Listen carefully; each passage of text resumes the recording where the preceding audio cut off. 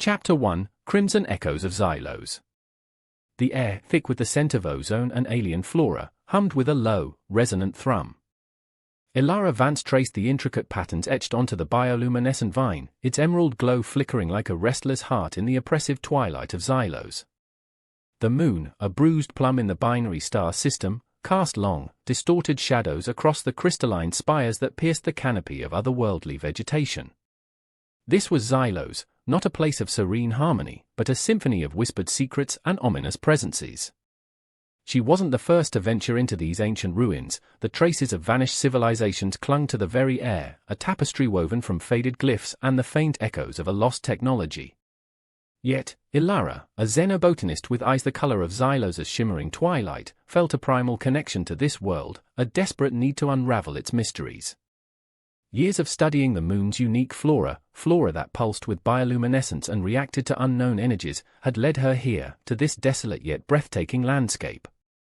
The glyphs on the vine, vibrant emerald against the ochre and slate of the surrounding stone, held a specific rhythm, a cryptic language hinting at a ritual of immense power. Each curve and line seemed to vibrate with an unseen force. The air shimmered with an almost palpable energy. Not the static buzz of cosmic rays or solar flares, but a deeper, more subtle hum. Elara felt it resonate in her bones, a warning of the unknown dangers that lurked just beyond the veil of the visible world. Fragments of ancient texts, preserved within the very fabric of the bioluminescent flora, spoke of an entity known only as the Xylos Collective, a shadowy power that manipulated the very fabric of Xylos, whispering insidious commands into the heart of the ecosystem. This was no passive observation, this was active interference. A shiver traced its way down her spine. Not the cold of the vacuum-like void, but a foreboding chill of something unseen, something malevolent.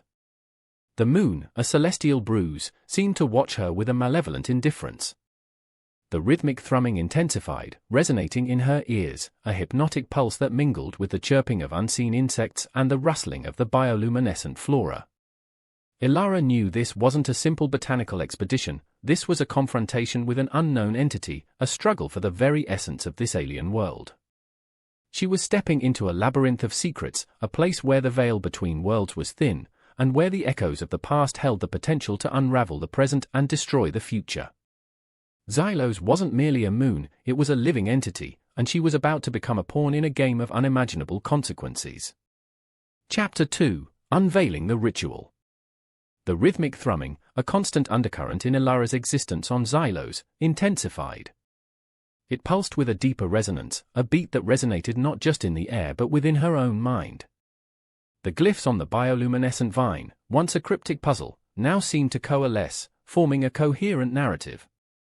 The fragments of ancient texts, preserved within the intricate veins of the luminous flora, began to speak in a language Elara was slowly deciphering, a language not of spoken words but of energies, of subtle, almost imperceptible shifts in the very fabric of the ecosystem. Elara, driven by an insatiable curiosity and a growing sense of unease, retreated into the shadowed recesses of the ancient ruins. Here, the air hung heavy with the scent of ozone and decay, a stark contrast to the vibrant luminescence of the surface. The texts, etched onto crystalline tablets that pulsed with a faint internal light, spoke of a ritual, a sequence of actions that could potentially unlock the lost technology of the vanished civilization. The risks were clear, a power so immense it could reshape Xylos, perhaps even humanity's destiny. But the Xylos Collective, that enigmatic entity that seemed to manipulate the very forces of nature, was also pursuing this ritual. Elara felt it. The subtle shifts in the atmospheric pressures, the subtle distortions in the bioluminescent flora's rhythms, all pointed to their presence, their unseen hand guiding events towards an unknown, and potentially devastating, climax. The collective's influence wasn't overt, it was a silent, manipulative force, weaving its threads through the very essence of Xylos. Elara felt a profound sense of responsibility. She had to understand this ritual, to weigh its potential benefits against the inherent dangers, not only to Xylos but potentially to humanity. The texts described a precise sequence of actions, intricate movements, and carefully orchestrated energies. Elara, armed with her scientific understanding and a profound empathy for this alien world, began to meticulously document these findings. Each glyph seemed to hold a unique energy signature, a secret code linking the ancient Xylos civilization to the very rhythm of the moon itself. She realized that the ritual wasn't simply a series of physical actions, it was a delicate choreography of energy manipulation, a dance between life and death, between restoration and destruction. A growing unease gnawed at her. The Xylos Collective wasn't just interested in the ritual's power, they were actively corrupting the natural order, altering the delicate balance that sustained Xylos. The moon's pulse intensified, mirroring the rising tension within her. The path forward was clear: understanding the ritual, understanding the collective, understanding the immense risks they represented. The clock was ticking. Chapter 3: Whispers of the Collective. A shard of ancient technology, pulsing with an inner light that mirrored the crimson glow of the binary stars, lay before Elara. It hummed, a low thrum that vibrated through the very floor beneath her feet. Within its intricate design, she recognized the echoes of the glyphs on the bioluminescent vine, the ancient language of Xylos. The shard wasn't just a relic, it was a key, a conduit to understanding the ritual. It whispered secrets in a language only she could interpret, a language that spoke not of words, but of energy, of potential, of profound power. The more Elara delved into the shard's secrets, the clearer the dangers became. The ancient texts, once fragments of a story, now coalesced into a terrifying picture. The ritual wasn't simply about restoring the vanished civilization's technology, it was about wielding a force so potent it could reshape Xylos, potentially shattering the delicate balance that sustained its unique ecosystem. And the Xylos Collective, that unseen entity manipulating events from the shadows, seemed to crave that power, to exploit it for purposes unknown. Elliptic patterns pulsed in the internal surface of the shard. The glyphs, previously cryptic symbols, revealed themselves as a complex sequence, a blueprint for harnessing the energy of Xylos. They spoke of a resonance, a symphony of cosmic forces that could be unleashed, but also contained, within Xylos' unique energy field.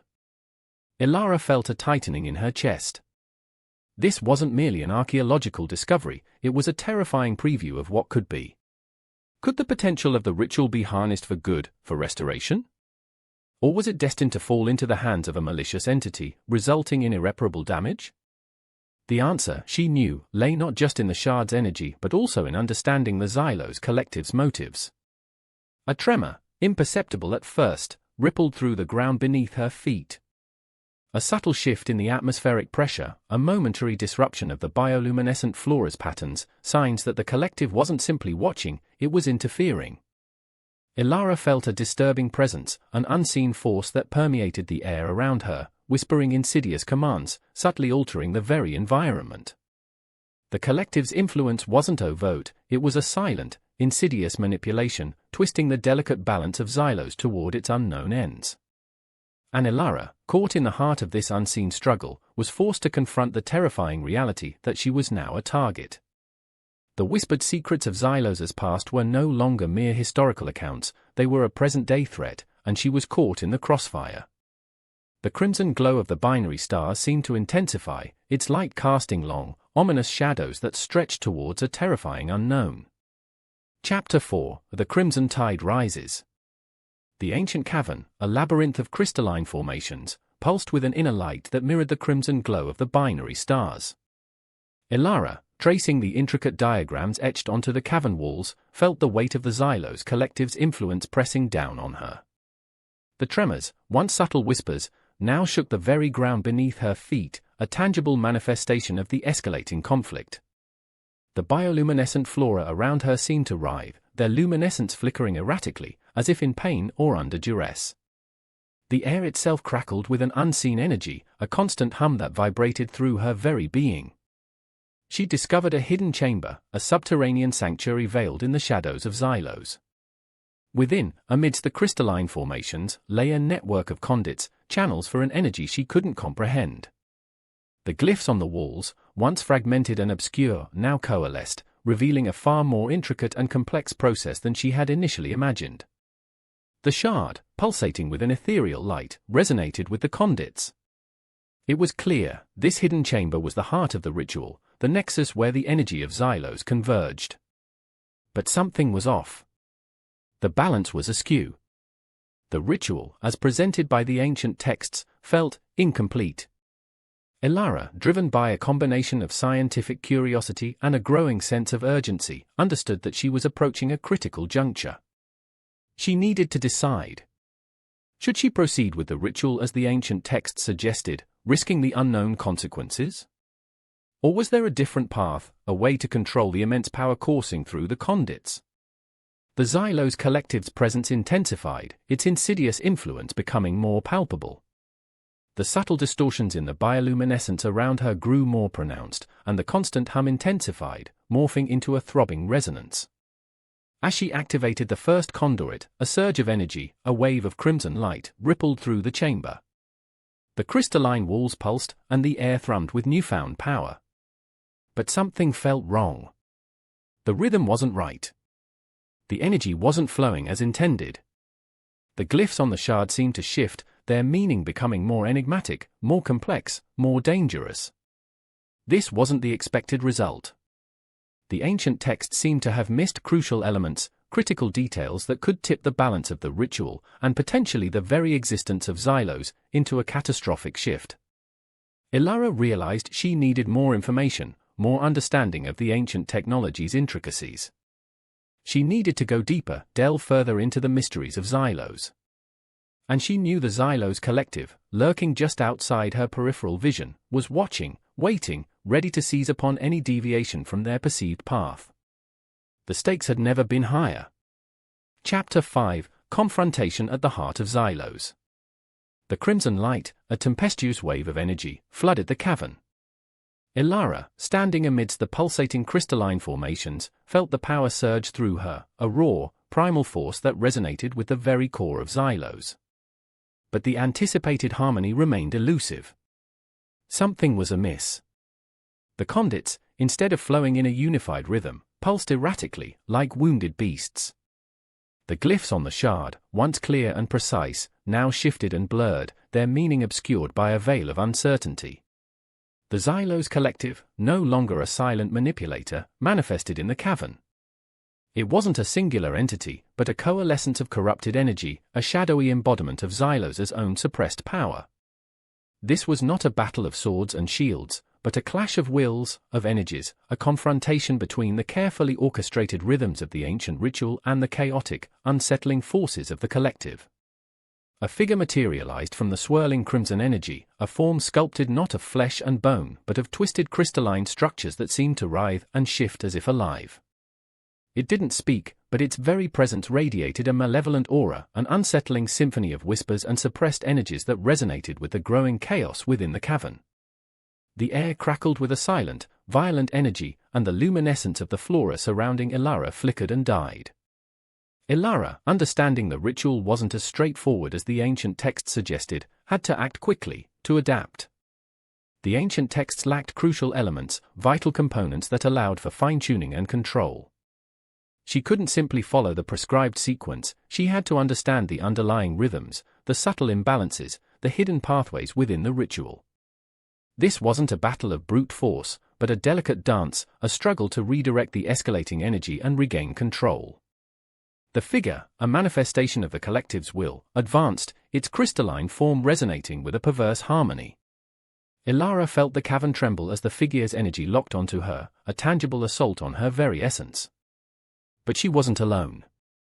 She felt a surge of power, a newfound strength, not from brute force, but from an understanding of the hidden currents within Xylos. She understood that she was not meant to follow the ancient paths, but to adapt and change them, to reharmonize the chaotic energies for her own benefit. The confrontation wasn't about conquering an enemy, but about restoring balance. The cavern, now a crucible of energy, echoed with the clash of opposing forces, as Elara, amidst the growing chaos, found a new path forward. The fate of Xylos, and perhaps even her own future, hung precariously in the balance. Chapter 6: Echoes of the Past. Elara, her mind a whirlwind of calculations and fragmented memories, fought to maintain control. The cavern pulsed with a cacophony of energies, the crimson light threatening to overwhelm her senses. The figure, a manifestation of the Xylos Collective, seemed to anticipate her every move, its crystalline form shifting and contorting as if reading her thoughts. But Elara, guided by a growing understanding of the ritual's true nature, was not simply reacting. She was adapting, weaving her own path through the chaotic energies. She had realized the ancient texts had, in their simplification, missed crucial elements, subtle adjustments and countermeasures that were integral to the ritual's stability. Instead of following the prescribed path, Elara began to manipulate the energy flows within the conduits, subtly redirecting them, harmonizing the chaotic energy with the controlled rhythms within her own awareness. It was a delicate dance, a silent conversation with the ancient power, a battle fought not with weapons but with understanding. The figure, caught off guard by her unexpected strategy, faltered. Its crystalline form flickered, momentarily losing its cohesion, revealing a vulnerability Elara had only glimpsed in the subtle anomalies of the ritual. It was a flicker of weakness, a crack in the collective's seemingly impenetrable facade. In that moment, Elara didn't attack, she listened. She listened to the whispers of the energy, the echoes of the past, the resonating cries of Xylos itself. She realized that the ritual wasn't about power alone, it was about understanding the delicate balance of existence, the harmony between creation and destruction. The ancient texts weren't just instructions, they were a key to the rhythm of Xylos itself, a hidden code embedded within the very structure of the moon. Elara recognized that she wasn't trying to conquer the collective, but rather to restore the natural order, to help Xylos heal. She wasn't fighting against the collective, but against a disharmony within the moon itself.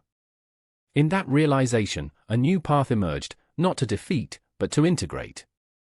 Using her knowledge of Xylos' ecosystem, and understanding a previously overlooked facet of the ancient ritual, Elara managed to redirect the ritual's energy, channeling it into a controlled, restorative force. The crimson light, instead of tearing apart the ecosystem, began to mend it. The bioluminescent flora around her began to pulse with renewed vigor, returning to their natural rhythm. The cavern, once a battlefield of chaotic energies, slowly began to quiet, returning to its former elegance. The figure of the Xylos Collective, its form dissolving back into the swirling crimson energy, retreated. The battle was not over, but a different kind of victory was achieved. Elara had discovered not just how to harness the ritual's power, but the heart of Xylos itself. Chapter 7, A New Dawn for Xylos. The cavern, once a crucible of conflicting energies, now hummed with a quiet, harmonious thrum. The crimson light, once a tempestuous storm, now pulsed with a gentle, restorative rhythm. The bioluminescent flora, once flickering erratically, now glowed with a renewed vitality, their ethereal light painting the cavern in a soft, emerald tapestry. Elara, standing amidst this resurgence, felt a profound sense of calm. The ritual, instead of unleashing unchecked power, had become a conduit for healing. Her understanding of Xylos' delicate ecosystem and the ancient ritual's hidden intricacies allowed her to redirect the energy, not to conquer, but to restore. She had discovered that the ancient texts, far from being rigid instructions, held the key to a deeper understanding of Xylos' own inherent rhythms, a hidden symphony of energies that dictated its very existence. The figure of the Xylos Collective, a manifestation of discord, had dissipated, its form dissolving back into the crimson energy that pulsed within the cavern. It retreated, not conquered, but subtly redirected, its inherent darkness now woven back into the delicate tapestry of Xylos' existence. The balance was restored. Xylos, once teetering on the brink of destruction, was now poised on the threshold of rebirth. The shard, once a symbol of potential danger, now pulsed with a gentle, restorative light. The energy, carefully manipulated, was no longer a destructive force but a vital element for regeneration. Elara knew her actions had initiated a profound change. The technology of the vanished civilization hadn't been unleashed in its full, destructive glory. Instead, it was used to revitalize, to heal, to restore the delicate balance of life and energy within Xylos. The moon, once teetering on the edge of chaos, now seemed to breathe with a new vitality. Stepping out of the cavern, Elara saw a world transformed.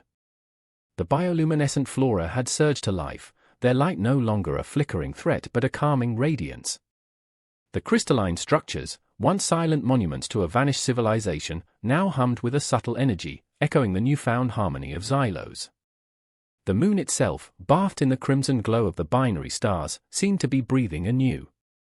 The journey had been fraught with danger, but it had also revealed a profound truth: the potential for both destruction and regeneration, for harmony and chaos, existed within the very fabric of Xylos. Elara knew that Xylos's transformation was a testament to the delicate balance between discovery and responsibility, a reminder that sometimes, the most powerful forces are those that seek not to conquer, but to understand and nurture. The epilogue was unwritten. Elara knew, with a certainty she couldn't explain, that her journey through Xylos had altered its fate, perhaps forever. The whispers of the past had become echoes of hope for the future. Xylos had found its rhythm, and Elara, a small part of that new dawn.